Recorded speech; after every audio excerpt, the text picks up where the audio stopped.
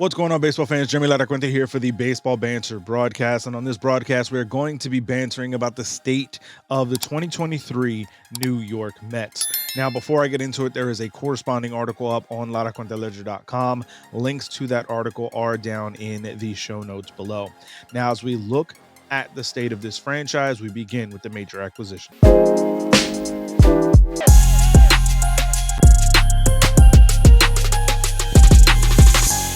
Now, that major acquisition is Justin Verlander. The reigning defending American League Cy Young Award winner would depart the Houston Astros for the New York Mets. Now, if the pastures are actually going to be greener, it's going to be in this rotation, pairing up with former teammate Max Scherzer. I think that for the Mets, this is a huge acquisition.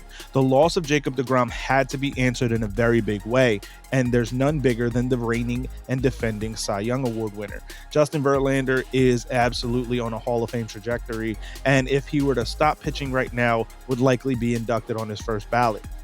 That being said, for the Mets, this is a big time move because this is a veteran pitcher, an elderly pitcher that is going to be being offered a contract deep into his 40s, to his early 40s, I should say.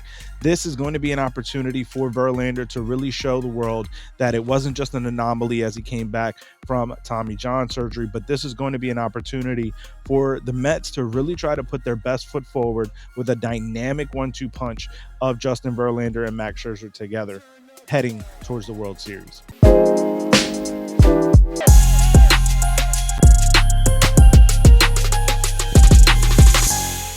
Now, when it comes to the significant injuries, obviously it is Edwin Sugar Diaz. When you look at what this injury that happened in the WBC is going to mean for the New York Mets, obviously it caused a lot of controversy when it happened. But what it means for New York is that they don't have their lights out, blistering fastball of a closer at the end of games. They're going to have to figure out how to mix and match early on to figure out who's going to be able to take hold of that spot. There's no arguing. When Diaz comes into the game, there's a dynamic feel. There's an excitement. There's a absolutely boisterous nature when he comes out of that bullpen to the sound of the trumpets. But there's no doubt that once he's on the mound, there is a undeniable chance that you're likely not going to do much of anything.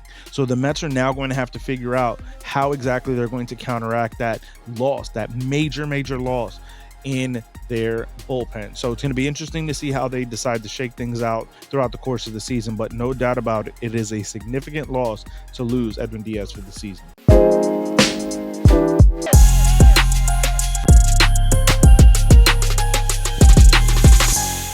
Now, when it comes to the top prospect for the New York Mets, Francisco Alvarez, who's a catcher, is the number one guy.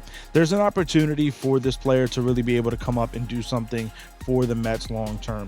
I think that there is going to be a lot of eyes on this player as he goes through the 2023 campaign, whether it be in AAA or the major league level. How this team goes about bringing this player into the predominant role that he is expected to house over the next coming 5 seasons is really going to be interesting to me. I think that for New York, the ability to be able to put this catcher into a position of success is of the utmost importance. I also believe that with some of the moves that they've made this offseason, it is clearing the path for Francisco Alvarez over the next 2 to 3 seasons. Now, whether or not we're going to see him take a predominant and majority of the games in 2023, we'll have to wait and be seen. This is going to be an opportunity for New York to really start to put forward their foundation, their base building block, their cornerstone for the next decade of the New York Mets franchise.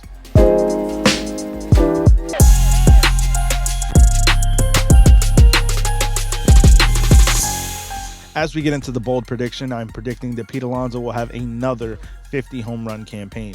Yes, that is a bold claim to make because 50 home runs is a huge number in today's day and age and in the way that the game is played today. But I think that with some of the rule changes, with being able to have the pitchers have to move a little bit quicker, being able to have to stay planted in the box as a batter, you're going to be able to start to take advantage of that. And a hitter with the tremendous elite power that Pete Alonso has can take advantage of those mistakes more frequently, in my opinion. I also think that for Alonso, he's going to have a huge bounce back campaign. Not that he had a terrible season in 2022, but it wasn't to the same degree of his rookie season where he hit those 53 home runs. So I think that there's going to be an opportunity for Pete Alonso to really get into a groove and go off on a home run tear, hitting over 50 this season.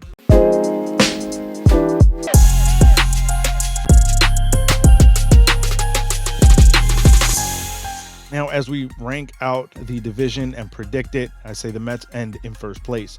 Most of that is going to come on the strength of their 1-2 punch atop of their rotation in Verlander and Scherzer. I think that when you look at New York, they're really going to rely heavy on the top end of that pitching staff. Yes, it is two guys that are in the later half of their career, but they are still of the utmost elite nature for both players. And I think that for the Mets, it's going to be a season where they're going to be battling from Jump Street, battling against the Braves, battling against the Phillies, battling against the Dodgers, the Padres, the Cubs, the Cardinals, the Brewers. There's going to be a ton of competition at the top half of the National League. And I think that for the Mets, they're going to rely on that pitching, and it's going to put them in first place in the National League East Division. That being said, I think that it is going to be a serious battle all season long, and that they are going to just edge out the Phillies and the Braves for the number 1 seed.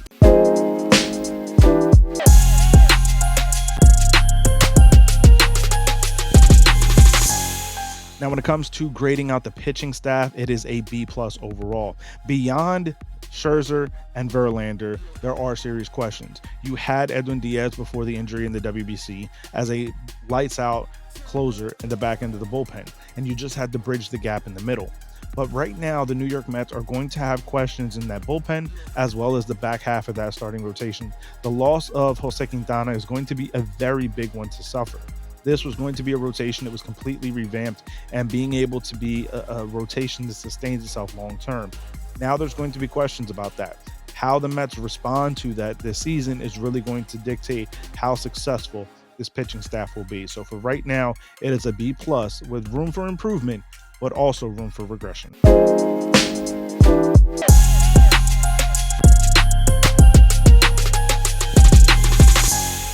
Now, as we look at grading out the offensive lineup, it is an A+ grading. I think that when you have the caliber of players that are in this lineup, there's no doubt about it that it is a lineup to be wary of. The power from Pete Alonso, the contact and speed combination of a Francisco Lindor and Brandon Nimmo, these guys are going to be able to attack throughout all courses of this lineup. When Francisco Alvarez really takes hold of the reins and becomes the everyday catcher, you know what he is capable of from a power perspective, from an offensive perspective. This is going to be a lineup that is very, very deep in my opinion. And I think that for New York, that is going to be how they're really going to find their success. Pairing solid to just good enough pitching with a ton of offense, to me, is how the Mets are really going to make their runs count in 2023.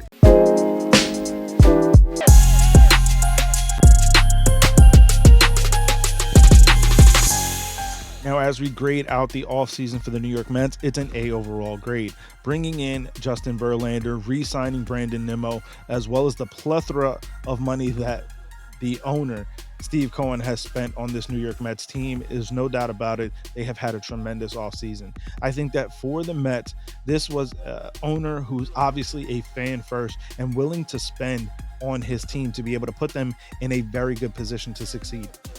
When you look at what this roster can do, the way that it shapes out, yes, the game is not played out on paper, but the way that this team is built out, they have a tremendous opportunity to go all the way to the World Series. I think that there's an opportunity that this team could really do some special things for Queens and for the Mets fans in general. But there's going to be questions as far as how much more can be spent on this team that is already being spent. Steve Cohen is looking at nearly $500 million in terms of his cost for the 2023 season between the luxury tax penalties as well as the payroll itself. So there's a lot of concern that there's going to be a serious regression after all of this money comes due. But as far as the 2023-2022 offseason, this past offseason that we're now dealing with, this was a very good offseason for the Mets.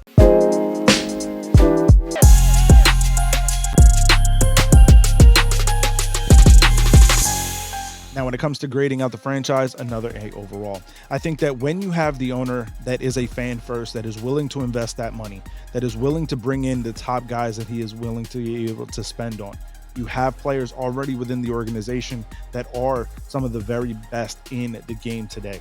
There's no doubt about it that this organization and this franchise has been put on the right trajectory, been put on a World Series path. That being said, the games have to be played on the field, and we'll see how everything kind of shakes out for the New York Mets. I think that they have a great manager in Buck Showalter, and the emotional leaders that they have in Francisco Lindor, in Pete Alonso, in Brandon Nimmo, in Justin Verlander, in Max Scherzer. There's so many high caliber names on this Mets roster that you have to understand that it is a World Series or bust mentality for the New York Mets as well. This is going to be a long season. It's going to be an arduous season. There's going to be a lot of battles for the New York Mets throughout their own division and the league itself. But they have the squad that is capable, the caliber of players that are capable of really putting themselves in a very good position to succeed. So with that, again, an overall grading for the franchise of an A. But I want to hear from you. Let me know, Mets fans, how are you feeling about your team's chances in 2023? What are going to be the points of high, bright spots that you're really looking for, the points that you're really going to hold on to all season long? What are going to be the concern areas? Where are you looking to have some improvement be dealt out throughout the course of the 2023 season? Let me know that down in the comments, or find me over on Twitter at @banter_baseball, and we can keep that conversation rolling. Now, if you want to show more support for us, you can follow us on our other social media outlets on Instagram and TikTok at Baseball Banter Broadcast. Again, there's a corresponding article up on this video on LaDeQuintaLedger.com. Links are in the show notes below if you want to take a look at that. We also have new articles that go up daily, mostly covering the world of Major League Baseball, but some other areas of interest as well. And if you want to show more support even beyond that, head over to our merchandise shop, baseballbanterbroadcast.com, where we have a ton of merch up, as well as many promo codes that you can use to save to rep the Baseball Banter broadcast. So if you're checking this out on YouTube, I want to thank you for tuning in. If you haven't hit that subscribe button yet, please do so, as hitting the subscribe and the bell for post notifications is a huge way of helping us grow this baseball community. Most of our audience on this YouTube channel is not yet subscribed. So if you haven't, hit that subscribe and the bell. And if you're listening to this on your favorite podcast listening platform, once again, thank you, and leave a 5-star rating and review, as it continues to help us grow this baseball community. So I want to thank you guys for tuning in. Keep it locked in all season as we continue to bring you the latest news, notes, my personal thoughts, theories, and opinions on the next broadcast when we banter about baseball. Peace.